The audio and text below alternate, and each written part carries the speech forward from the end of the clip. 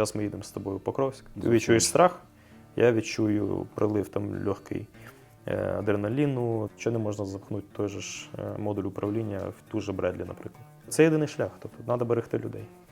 Тільки берегти людей. Це ж американці нам дали FPV-шку, сказали причепіть там ПГ-шку і підіть в танк спаліть. Це ж все ми. І люди навіть не розуміють, наскільки удари важчі. Вітаю, панове! Ми знову у Києві. І ні, я не у в'язниці. Прямо зараз ми за щитом Батьківщини Матері, найвищої монументальної статуї Європи, яка була сконструйована, розроблена українським скульптором Василем Бородаєм.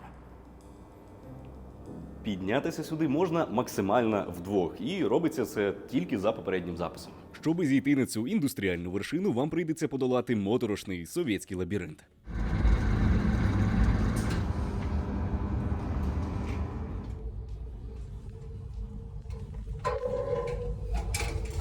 Саме так із середини виглядає наша із вами Батьківщина Мати.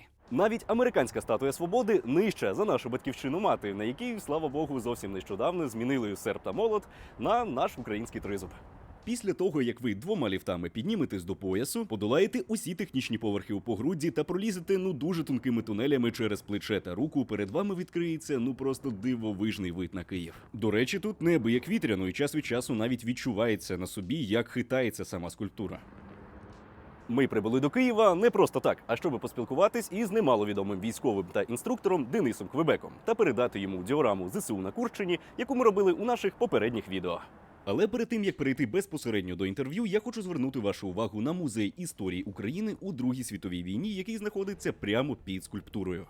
Неосяжні трагедії спіткають наш народ далеко не вперше. Для не просто знання фактів, а для розуміння та усвідомлення того, наскільки небезпечними є диктаторські режими, і варто відвідувати такі місця і ознайомлювати із цим матеріалом своїх дітей. Чого тільки варті експонати на кшталт рукавичок із людської шкіри, чи, наприклад, мила, зробленого із людського жиру, чи, нарешті, величезна машина для подрібнення людських кісток. Одним словом, якщо ви киянин або буваєте у Києві, то обов'язково відвідайте. А нам час переходити від трагедії 20-го сторіччя до розмови про проблеми сьогодення із людиною, заради якої ми і приїхали до Києва.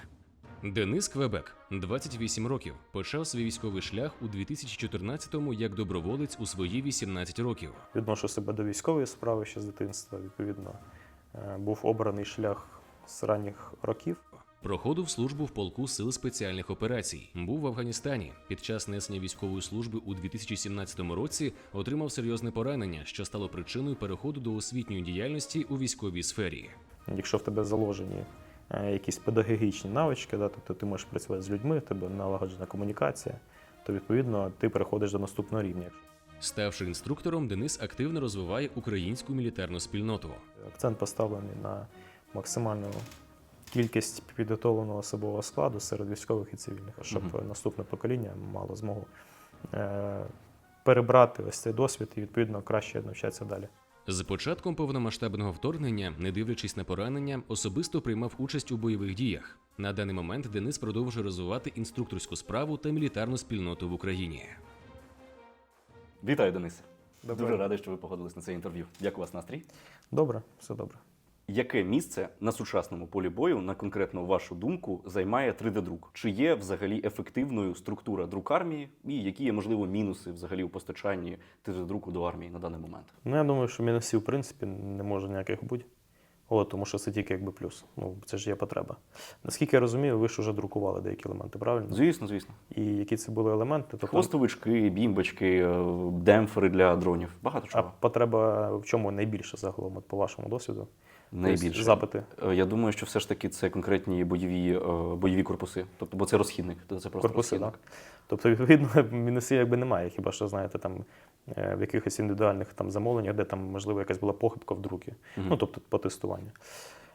Я думаю, що з розвитком взагалі технологій, штучного інтелекту, того ж друку, він буде розвиватися і далі. Правильно? Тому я думаю, з розвитком якраз дронів всіх видів, наземних, підводних, надводних, повітряних, буде також йти розвиток 3D-друку. У нас тут в хабі, якщо ви там, можливо, бачили, у нас є надруковані 3D-моделі мін, протипіхотні. Бачу. Там надрукували макет зброї унікальної одної. Тобто, звичайно, потреба є. Звичайно, вал на стіні? Так, це я захотів, щоб мені вал надрукували. Він повністю ергономічний, все як потрібно. Тобто я порівнював з бойовим. Звичайно, потреба є. Тобто це не зупинить. Відповідно, друк також буде необхідний. Ми повністю згодні із паном Денисом.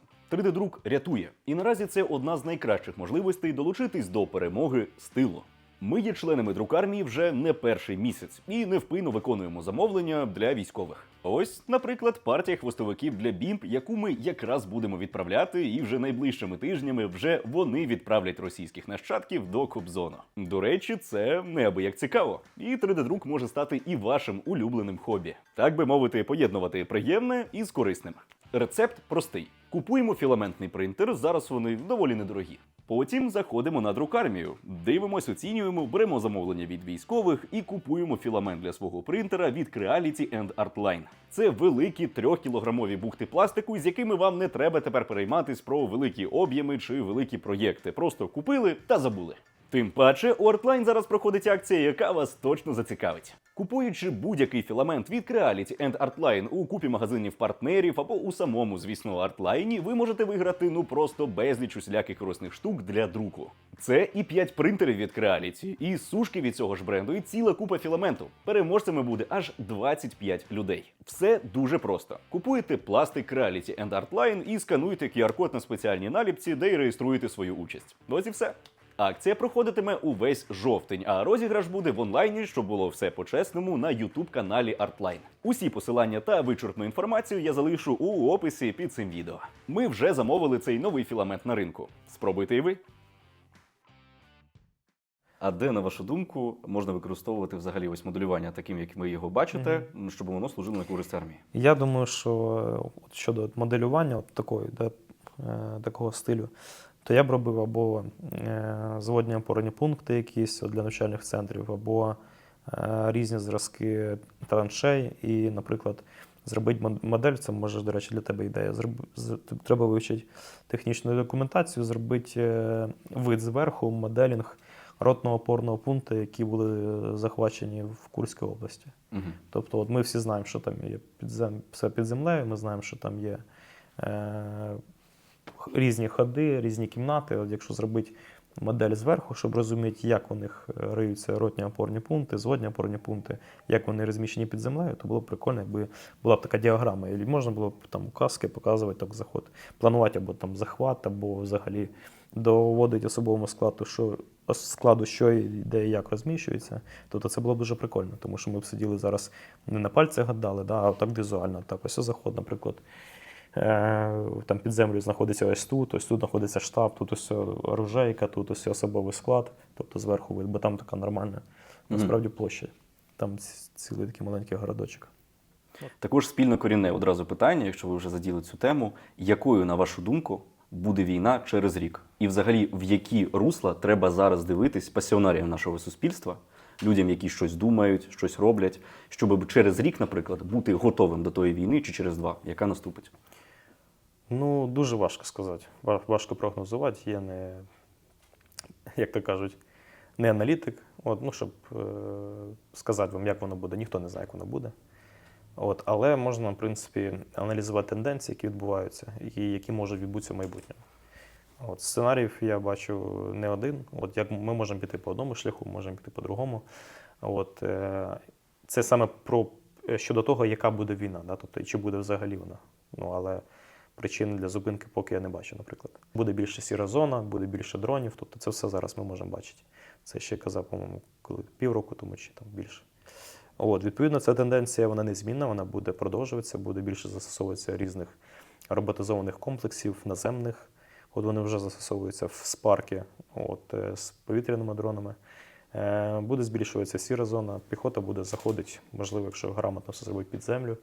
Будуть підземні комунікації, необхідно буде закривати свій особовий склад, буде ще більше різних засобів ураження, більших дальностей завдяки дронам. Тобто буде все рухатися в сторону роботизованих комплексів з використанням штучних інтелектів. Угу. Я просто навіть не бачу причин, що не можна запхнути той же ж модуль управління в ту же Бредлі, наприклад. Угу. Навіщо, щоб там сидів особовий склад, в принципі, якщо це нова техніка.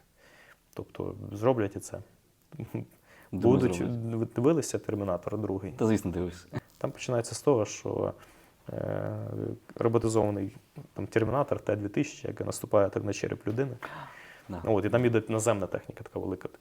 От наземна техніка, ви можете самі зараз побачити, їде колесна техніка, на ній встановлений кулемет 12,7, в принципі, з тепловізійними камерами, все те саме. Тобто багато фільмів, вони нам якби предсказують майбутнє, ну, образно. Тому буде розвиток в цьому напрямку, тобто роботизована техніка. Якби у нас ну, було так просто, як в грі, юніт создан, там зафармивши монетки і просто собі купив ще там мільйон бійців, да. Ну це ж утопія. Тобто це тільки це єдиний варіант. Тобто одне діло послати там 4 розвідників, да, інша справа послати 1 дрон. Це ще за старих часів. Зараз це настільки актуально, що замість там, того, щоб вийти відпрацювати руками з кулемету, да, там, по якійсь СПшці, можна просто виїхати маленькою технікою, да, тобто і з тепловізором просто насипати спокійно. І в цей же момент не бояться того, що зараз загине людина, да, яка висунеться і буде відкривати вогонь. Просто виїхала техніка, відпрацювала, маленька виїхала. Тобто це єдиний шлях. Тобто треба берегти людей. Тільки берегти людей. Це той ресурс, який не поповнюється так, як поповнюються FPV-шки, дрони, залізо, пластик. Можна все надрукувати. Військово загалом наш досвід, наші методики по багатьом напрямкам, вони є найкращі в світі. От. Багато підрозділів світових, які вважаються топовими, от, вони не дотягують до певних наших напрямків. Відповідно, йде розвиток по цьому напрямку. Тому що треба зберігати ту інформацію і досвід, яку ми здобули, щоб наступне покоління мало змогу перебрати ось цей досвід і, відповідно, краще навчатися далі. Ми зараз говоримо про дрони, ми зараз говоримо про кількість людей, про мобілізаційний, в тому числі, ресурс. І в цьому контексті хочеться задати таке дуже щемливе і тендітне питання.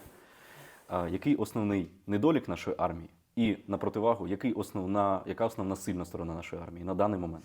Якщо казати за переваги, то, відповідно, сила духу, от, професійність наших військових, професійність середньої ланки офіцерів, от, індивідуальні якості наших бійців, тому що у нас армія воює вже не 1 рік. Багато унікального молодого покоління, яке заходить зараз в війська, які зайшли в 22-му році, в 23-му, вони стали найкращими спеціалістами в світі. От, по військовому ремеслу це і штурмовики, і піхотинці, і люди, які працюють з дронами, оператори БПЛА, і командири груп. Це найкращі спеціалісти в світі. Тобто не можна сказати, що от є підрозділ якісь там, не знаю, зелені берети, от вони кращі, ніж наші. Ну, це неможливо сказати. Тому що такий досвід, який є у нас, він унікальний. Відповідно, це є наша перевага, і це є перевага нашої армії, в принципі. Сила духу, от, не швидка можливість, а здатність швидко навчатися, адаптуватися, створювати якісь новинки, тобто ноу-хау. Тому що весь цей розвиток, який зараз спостерігає світ, весь світ вчиться у нас, на наших помилках, на наших перемогах, всі спостерігають, тут покращують своє ВПК або там масштабують, грубо кажучи, у всьому світу. А це все завдяки просто от українцям.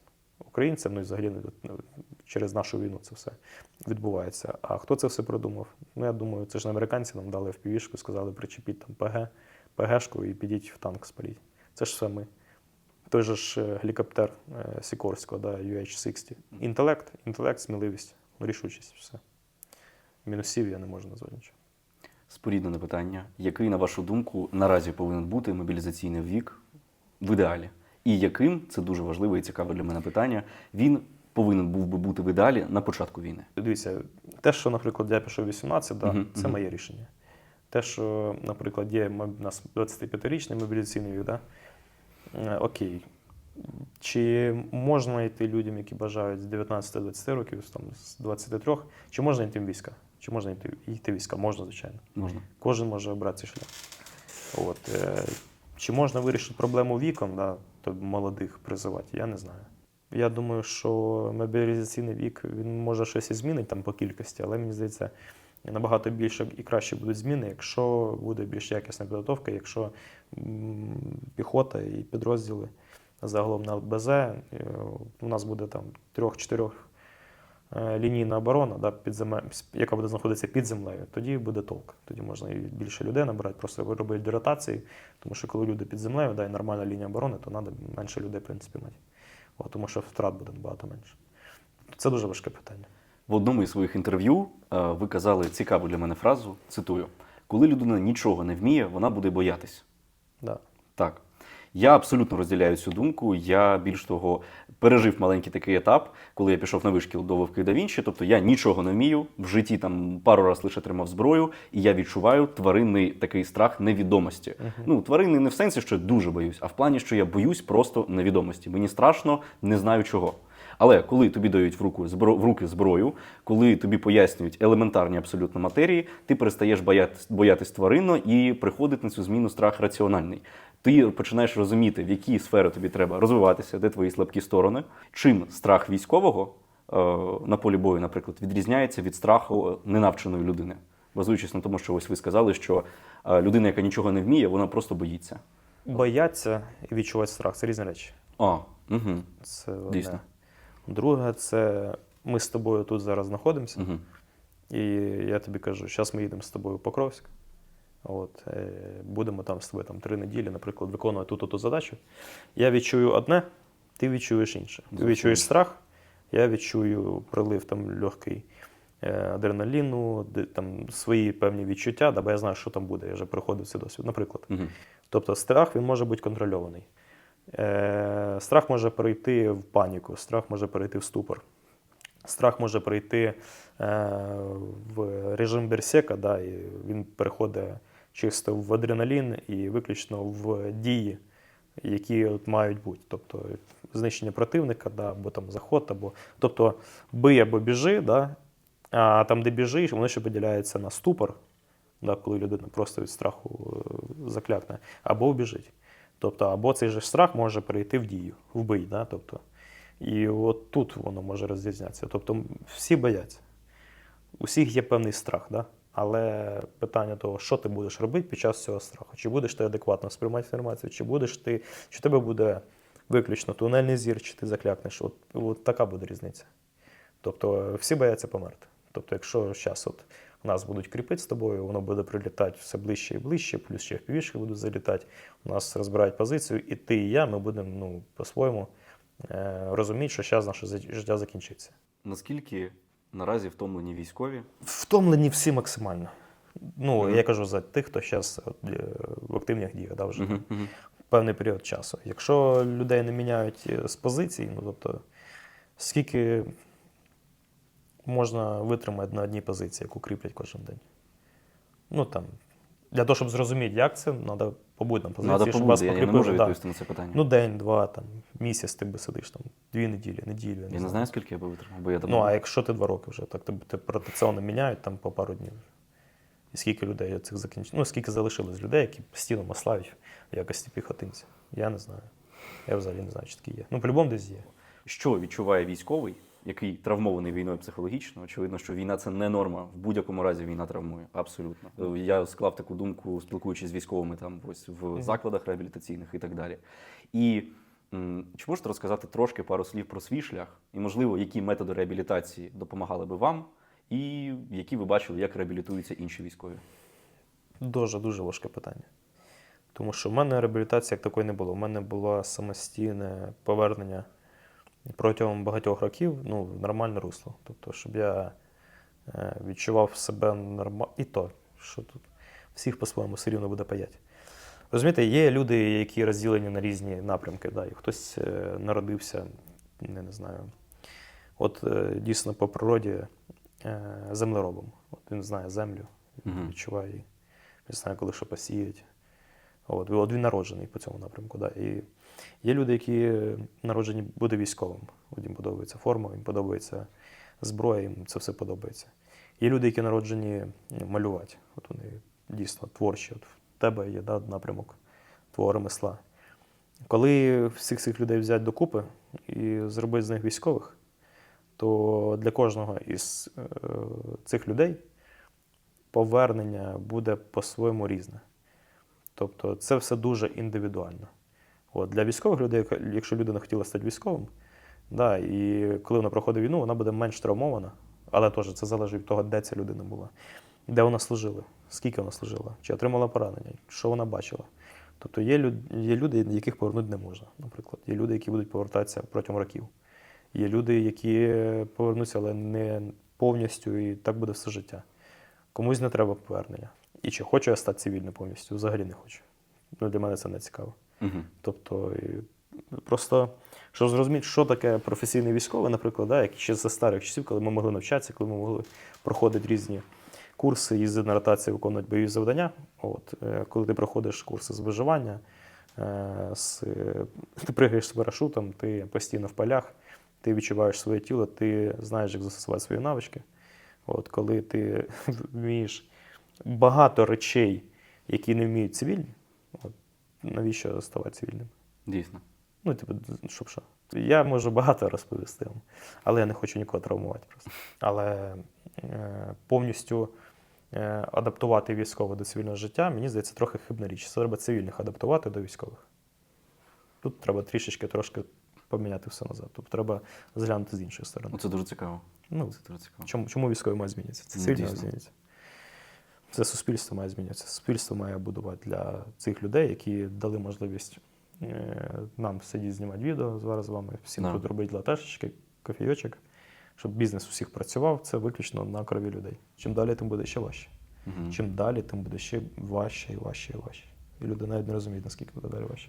Тому що коли призупиниться війна, я не думаю, що вона закінчиться. От, почнеться найбільші випробування тільки. Все тільки починається. Чи ми переможемо? Це я цитую просто. В війні не буде ніколи переможця. В війні є лише програвші. Все. Тут можна цим закінчити. Що від цивільного питати, що для нього перемога? Яка різниця, що він скаже? Можна тільки військово питати, що для нього перемога, бо він платив своїм життям, здоров'ям і свого оточення. І сім'ї платять також. Тому що на одного військового припадає 3-4 члени сім'ї. І вони також кожен день під стресом. Кожен день вони... Я просто знаю, це проходив. Кожен день батьки або мати там чекає дзвінка, що з ним все нормально, там, з її сином, з чоловіком і так далі. Тобто на одного військового 3-4 людини також постійно під стресом. Для цієї сім'ї перемога – це щоб людина повернулася просто живим додому цілим. Все. Це їх перемога. Для військових, для когось ніколи війна не закінчиться. Навіть буде призупинка, для нього ніколи не закінчиться, він втратив своїх друзів, от він все, його друзів вбивали. От, тому для нього ніколи не закінчиться війна. Глибока фраза, що війна закінчується, коли помирає останній її учасник. Так, це так і є все. Дуже дякую вам за таку глибоку розмову. Да.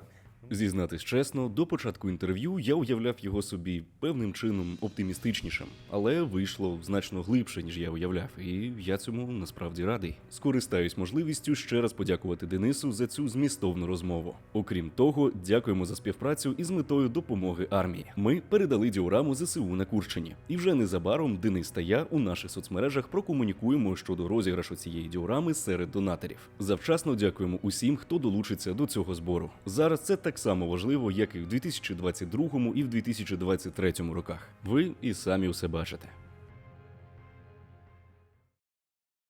Цими днями у Києві ми також зустрілись із журналістами телеканалу «Дім». Справа у тому, що гортаючи стрічку YouTube, вони випадково натрапили на наше відео про виготовлення мегадіорами посадки. Якщо ще не бачили, то обов'язково перегляньте. Ми там робимо мегадіораму по проханню інструкторів, які навчають операторів дронів. Вона вже давно знаходиться безпосередньо у навчальному центрі разом із величезною колекцією моделей техніки цієї війни. Про передачу її військовим ми знімали окремий сюжет в одному із наших останніх дайджестів. Так ось, коли журналісти натрапили на це відео, то у них виникло абсолютно природне питання для більшості людей. А що це взагалі таке? І я був щиро радий можливості розповісти на широку аудиторію у новинах про те, що же таке це моделювання. Окрім базових матерій, на кшталт, де це все взяти, скільки це коштує, з чого починати і тощо, ми розповіли про реабілітацію військових за допомогою моделювання, що особливо мене цікавить останніми тижнями. Ми докладно про це розповідали у нашому минулому дайджесті, навіть брали інтерв'ю у військових у психіатричній лікарні, які на даний момент реабілітуються цим методом.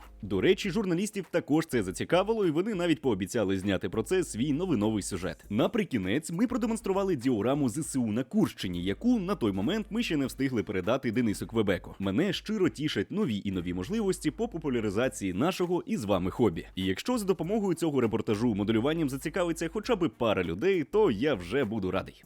Тим часом ми вирішили залишитись у Києві ще на один день, щоб відвідати Kids Build Studio. Це, на мою думку, найкрутіший гурток в Україні по стендовому моделюванню для дітей і, як не дивно, для військових. Вітаємо вас в Kids Building Studio. Тобто, у нас дуже багато діток, це не 5, не 6, це в нас більше 30 дітей займається. Навіть отакі штуки в нас діти роблять власноруч. Це не друковано, це зроблено власними ручками. От, наприклад, ось дана робота у нас зображає, що у нас? Пограбування модельного магазину, да? Тобто, де в нас хлопці беруть коробочки з моделями. Який саме магазин грабують? Хобіден. Дівчатка, це 2 сестрички, у нас виконують спільні проекти. Наше головне завдання – розвивати у дітей фантазію. Ми займаємося 3D-друком, і діти, знову ж таки, ні в чому себе не обмежують. Тож, знову ж таки, фантазійна робота, тобто, де дитина якби вчиться імітувати різні матеріали, різні фактури, і місце з тим, знову ж таки, фарбувати і розписувати 3D-друковані деталі. Я думаю, що за цим майбутнє, знову ж таки, тобто ми не можемо від цього нікуди дітися. 3D-друк, він захоплює серця якби, і молодих моделістів, також саме більш досвідчених. Ця робота була виконана на ковідні часи, коли нас всіх закрили по домам і треба було не зійти з розуму. Тому ми сходили розуму по-своєму. Навіть отакі речі дітям дуже заходять до душі. Це в нас буде ціла кімната Сімпсонів. Як зробити успішний гурток для дітей? Це треба вміти чути. Саме головне для нас з Дімою – це передати свій досвід дітям. У цьому відео, як і у всіх інших, основною темою є наше із вами хобі – моделювання. Якщо ви і досі сумніваєтесь, то тільки погляньте, які просто розривні моделі ви можете самотужки зробити для себе. Ось це, мені здається, взагалі найбільша модель, яку я коли-небудь тримав у руках. Пропоную вам прямо зараз у коментарях вгадати, які саме 3 одиниці техніки ви бачите перед собою. На того, хто перший вгадає, особисто від мене очікує приємний презент. Нумо.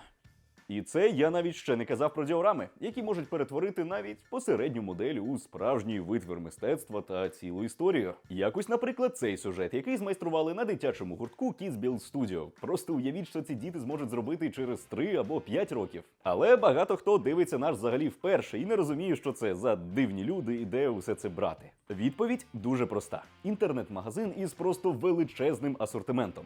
Box24. Вигода у тому, що тут ви можете обрати собі модель із різних тематик, яка вам подобається, і фарби, і клей, і інструмент, та загалом усе і одразу в одному місці. Це комплексне рішення, якщо ви бажаєте спробувати себе у моделюванні. Зайдіть один раз і купіть усе і одразу. Ми щиро раді новим членам нашої із вами спільноти моделістів. Моя була робота, дуже велика робота. Я подарувала тату на роботу. У нього дуже мало там речей було, і я йому віддала. І коли я щось зроблю ще, там Сімпсони, я тату теж подарю.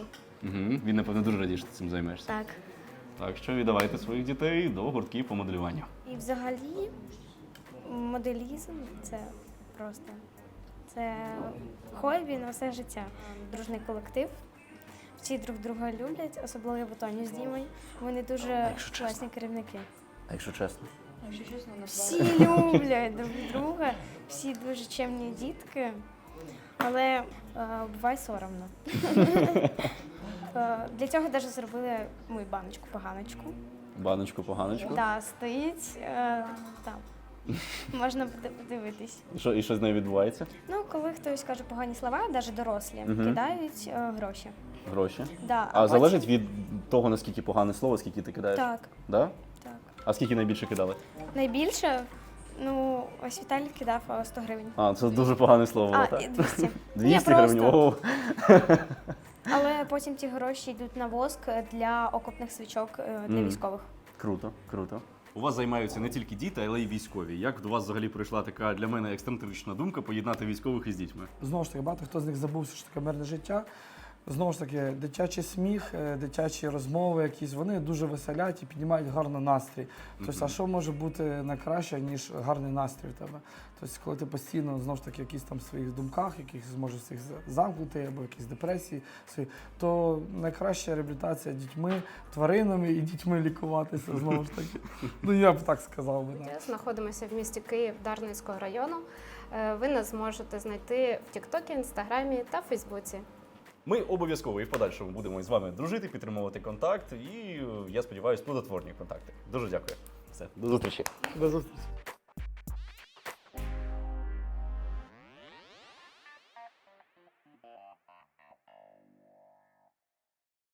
Київ, чесно кажучи, мені не дуже подобається саме як місце для життя. Я був тут десятки разів і бажання лишитись не виникало. Але як культурний, історичний та духовний центр нашого народу рівних цьому місту, очевидно, немає. Давайте же прямо зараз поглянемо на моє особисте місце сили та найвеличнішу пам'ятку середньовічної Русі, що зберіглась до наших часів – Софію Київську.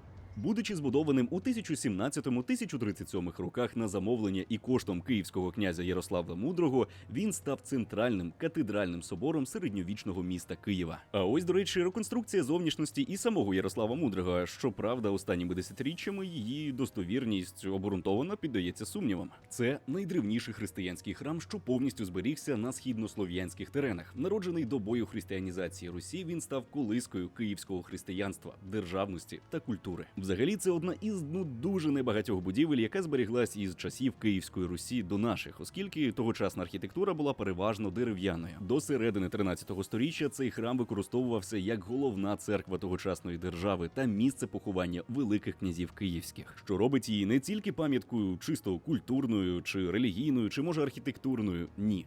Це один із стопів нашого коду нації.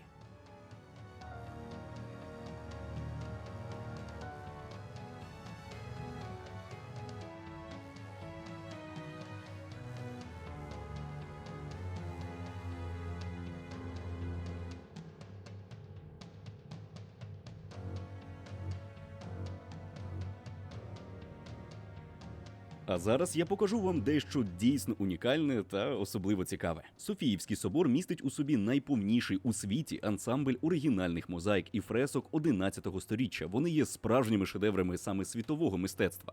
Але тут мова піде про дещо більш народне. По стінам Софії можна зрозуміти, як розмовляли тогочасні люди, чого вони хотіли, на що скаржились, що просили у Бога нарешті. Цілими сторіччями прихожани таємно нашкрябували різні написи на стінах. Цих написів зберіглось тисячі. І це абсолютно безцінний матеріал для науковців. Ну і, звісно, цікаве чтиво, хоча я доволі мало можу розібрати. Ось, наприклад, аналог модерних часів напису на кшталт «Микола 2005 Бердянськ був тут». Такий собі Бальтазар у 1614 році вирішив залишити по собі ось таку дуже важливу історичну згадку. Є тут і побажання, щоб сусідська худоба здохла, і прокльони, ну і, звісно, куди більш високі речі. Софію я люблю усім серцем, і, як я й казав, це моє особисте місце сили. Я раджу кожному українцю хоча б раз тут побувати. Ці дні були просто неймовірними. Але нам уже час повертатись додому, до роботи, монтувати це відео, щоб якнайскоріше опублікувати його для вас. Тому ми їдемо назад до Луцьку.